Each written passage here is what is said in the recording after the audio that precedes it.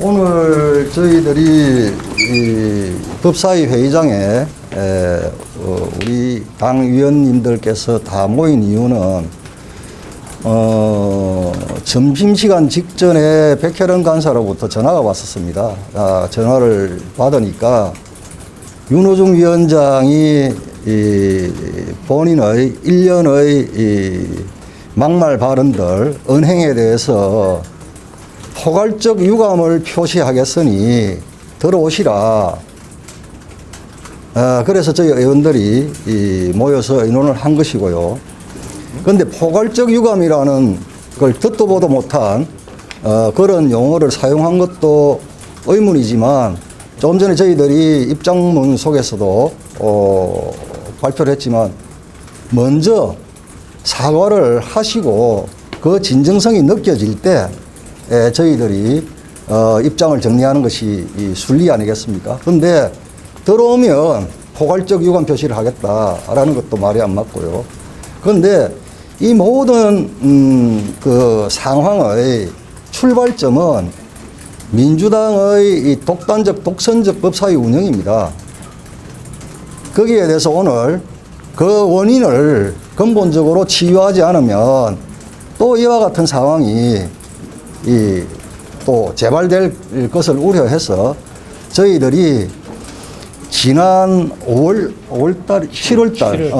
7월 달에 원구성 협상 과정에서 김태년 원내대표와 조호영 원내대표가 합의한 합의문대로 그 합의문을 보여주면서 소위원회 내 안건 처리는 합의 처리를 원칙으로 한다. 이 원내대표 간 합의하고 서명한 이 합의문 내용만이라도 꼭 좀 지켜달라. 거기에 대한 답을 달라라고 하니까 백혜련 간사는 답을 못한다. 상황에 따라서 달라질 수 있다. 그거는 원칙이지. 예? 각 당에서 해석하는 것은 각 당의 몫이 아니냐. 이런 어처구니 없는 억지를 부립니다. 그래서 저희들은 법사위에 들어가는 것은 더 이상 의미가 없겠다.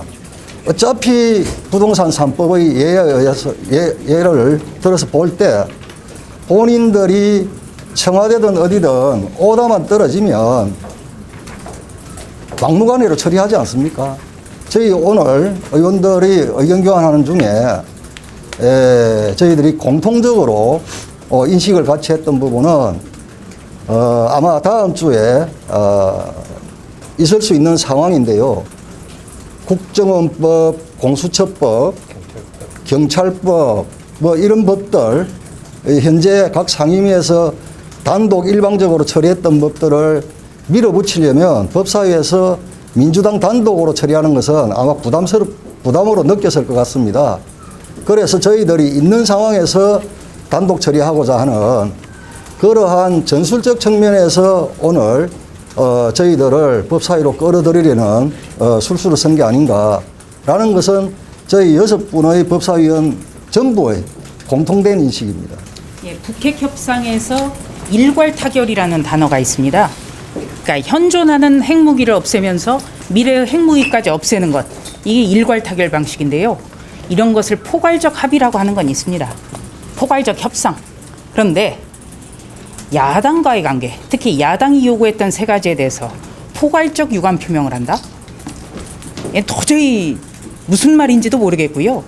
야당과의 관계가 무슨 북핵 협상이 아니지 않습니까? 이해가 되지 않습니다. 자, 잠깐만.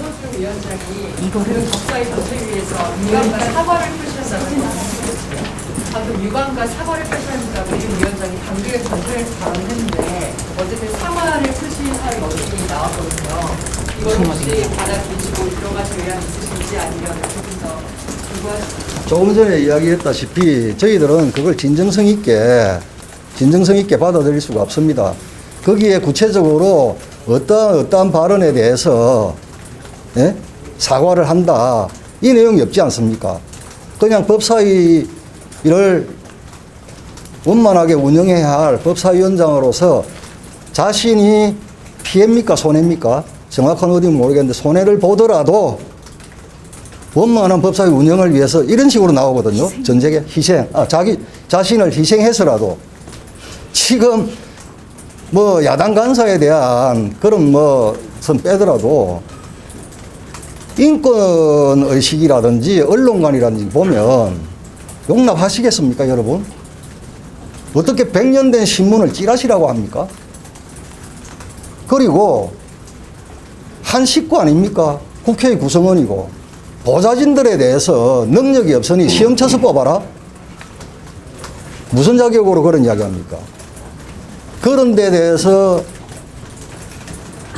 거기에 마음의 상처를 입었던 당사자들이 받아들일 수 있는 사과였습니까? 아마 그래서 포괄적 유감 표시라는 말을 썼는지 모르겠는데, 그러니까 자신은 잘못이 없는데 법사위를 원활하게 이끌어가야 할 법사위원장으로서 자신이 희생한다. 그 차원에서 내가 지금 유감 표시한다. 이거 아닙니까? 저희들은 그렇게 읽었습니다. 읽혔고요. 받아들일 수 없죠. 윤호중 위원장에게 우리가 요구했던 게 세 가지인데요. 그 중에서라도 한 가지는 신문을 찌라시라고 표현한 겁니다. 아까 윤호중 위원장이 했던 말이 사과라고 들린다면, 여러분들이 사과라고 평가를 해주신다면 저희는 뭐 수용도 할 수 있겠습니까만, 여러분들이 그 말을 진정한 사과로 받아들일 수 있겠습니까? 네. 언론에 되묻고 싶습니다.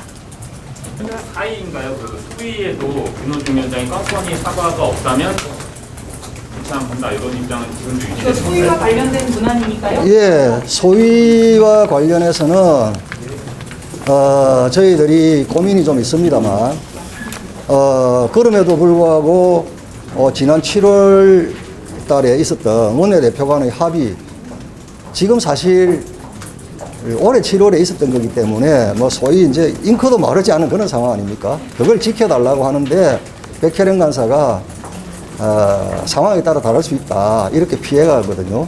그래서 만약에 이 악법들을 소위에서 단독 처리한다면, 그러면 저희들은 거기에 대해서는 저항을 하지 않을 수가 없습니다. 그 저항의 방법은 뭐 법사위원들 간에 논의도 있어야 되겠고, 또 원내 지도부하고도 논의를 해야 되지만, 저희들이 어떤 형태든 저희들은 저항할 수밖에 없을 것이다. 거기에 대한 책임은 청와대, 민주당, 공이 이 책임을 져야 할 것입니다. 우리 국민들께서 또 역사가 평가를 하겠죠. 예. 방금 저는 상임위에서 여당이 단독으로 처리한 거는 물론이고, 그리고 여야 합의로 통과된 법안에 대해서도 아니죠. 여야 합의 처리됐던 각 상임위에서 그런 법들에 대해서는 뭐 저희들이 그렇게 격렬하게 저항할 수 있는 상황은 아니겠죠. 그렇지만 어찌되었건 법안 내용 자체가 대한민국의 이 존립과 발전에 저해가 되거나 많은 국민들이 동의할 수 없는 법들이면 저희들은 선택적으로라도 저항을 해야 될 상황도 있겠죠. 예. 합의문은 지금 아마 뭐 보내드린 것도 있고 저기 의자에 놓여 있습니다. 그 뒤에 부분에 보면 그 소위에서의 안건 처리는 합의 처리를 원칙으로 한다, 이렇게 양 대표들이 올 7월에 합의를 했고요. 거기 날인도 다 되어 있고요. 이것을 뭐 지키라는 것입니다.